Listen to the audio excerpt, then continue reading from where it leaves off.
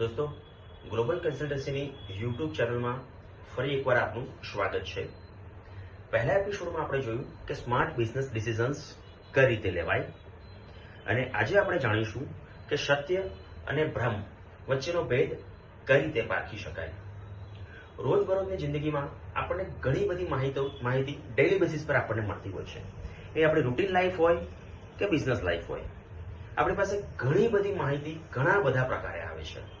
ઘણી વખત ન્યૂઝપેપર વાંચીને, ઘણી વખત ટીવી જોઈને, કે ઘણી વખત સોશિયલ મીડિયાના માધ્યમથી, કે ઇવન ગુજરાતમાં તો આપણે કહીએ સાહેબ કે પાનના ગલ્લા પરથી પણ આપણને માહિતી મળતી હોય છે.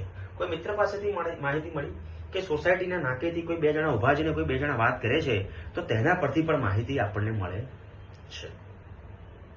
હવે આ ઘણી બધી માહિતી મળે છે. મેં રૂટીન લાઈફની પણ વાત એટલા માટે કરી કે બિઝનેસની સાથે સાથે રૂટીન લાઈફમાં પણ આપણા નિર્ણયો અને આપણી જિંદગીમાં સત્ય શું અને ભ્રમ શું એ જાણવું એટલું જરૂરી છે. હવે આ તમને વાત કરતા કરતા એક કોલ આવી ગયો, રાઈટ? એના ઉપરથી જ કહું, તમને ખબર નથી આ કોલ કોનો છે, એના ઉપર હું તમને પછી વાત કરીશ. આ કોલ અત્યારે હું કટ કરું છું, રાઈટ? બીકોઝ હું અત્યારે વિડીયો રેકોર્ડ કરી રહ્યો છું, વચ્ચે ફોન આવી ગયો. આ પણ એક્ઝામ્પલ તમને હું આપીશ કે આપણી પાસે ઘણી બધી માહિતી આવે છે, ઘણી બધી ડેઇલી બેસિસ ઉપર, બિઝનેસ હોય કે રૂટીન લાઈફ હોય. પણ હવે એ માહિતી કેટલી સાચી અને કેટલી ખોટી, કે કેટલો ભ્રમ છે, તે કઈ રીતે નક્કી કરવું, રાઈટ? તો એના માટે ત્રણ વસ્તુઓ ધ્યાનમાં રાખવી ખૂબ જ જરૂરી છે. કોઈ પણ માહિતીને જોવી યોગ્ય રીતે. સમાચાર જુઓ છો તમે તો પણ યોગ્ય રીતે જુઓ, છાપું વાંચો છો યોગ્ય રીતે વાંચો, કોઈ ઘટના જુઓ છો યોગ્ય રીતે જુઓ. એટલે નંબર 1 છે કે કોઈ પણ ઘટના, કોઈ પણ વાત, કોઈ પણ બાબત એને યોગ્ય રીતે જોવી જરૂરી છે, નંબર 1. બીજી વસ્તુ છે કે જે તે માહિતી છે, કે જે પણ બાબત, કે જે પણ ઘટના છે, એને યોગ્ય રીતે સાંભળવી પડે.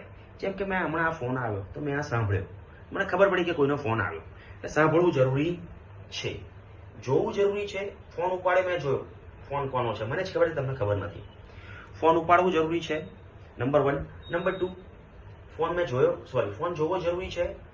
મેં એની રિંગ સાંભળી, ફોન આવ્યો કોઈનો, બરોબર? જોયું અને સાંભળ્યું, આ બે વસ્તુ થઈ. જોવું, સાંભળવું તો જરૂરી છે જ, પણ ત્રીજી વસ્તુ એ એટલી જ અગત્યની છે જેટલી જોવું અને સાંભળવું જરૂરી છે, કે એનું જજમેન્ટ શું, ઇન્ટરપ્રિટેશન શું, કે મતલબ શું છે એ વાતનો, રાઈટ? કે કોઈ પણ વસ્તુને ઇન્ટરપ્રિટેશન જેને આપણે કહીએ, એનો મતલબ દરેક વ્યક્તિ પોતાની રીતે અલગ અલગ રીતે કાઢતા હોય છે, કે એ વ્યક્તિ, એ વસ્તુ, એ માહિતી, એ બાબતને યોગ્ય રીતે